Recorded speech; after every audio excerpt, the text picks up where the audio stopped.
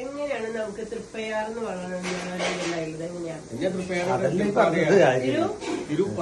തിരുപ്പാതയാർ? അത് ലോപിച്ച് ലോപിച്ച് പിന്നീട് അത് തൃപ്പയാറായി. അപ്പൊ അതെങ്ങനെയാണ് പറഞ്ഞത്? കേട്ടില്ല.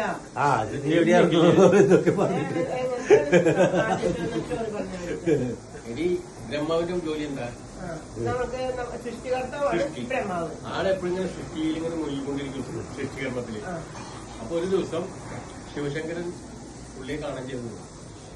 പുള്ളി തന്നെ പെട്ടെന്ന് ഭഗവാൻ കണ്ടിട്ട് പറഞ്ഞിട്ട് കണ്ണു പറഞ്ഞെങ്കിലും ഭഗവാൻ മുന്നിലേക്കിടും. ഉടനെ ഒരു മന്ത്രല്ലേ വെക്കെ, കെണ്ടിയല്ല, ഒരു മന്ത്ര എടുത്തിട്ട് ഭഗവാന്റെ കാല് കഴുകാണ്. അതാണ് തിരുപ്പാദം. ആ ഭഗവാന്റെ കാല് കഴുകി വെള്ളം വീണ് താഴെ വീണ ആനായിട്ട് ഒഴുകാണ്. അതാണ് തിരുപ്പാതയാർ.